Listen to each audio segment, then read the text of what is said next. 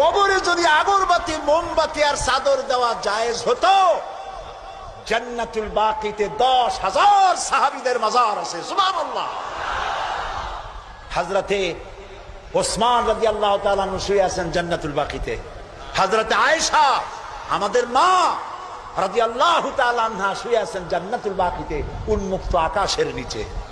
আহারে, হযরতে আব্দুল্লাহ ইবনে মাসউদ রাদিয়াল্লাহু তাআলা আনহু শুয়ে আছেন জান্নাতুল বাকিতে। চাদর নাই, আগরবাতি নাই, মোমবাতি নাই, কিচ্ছু নাই।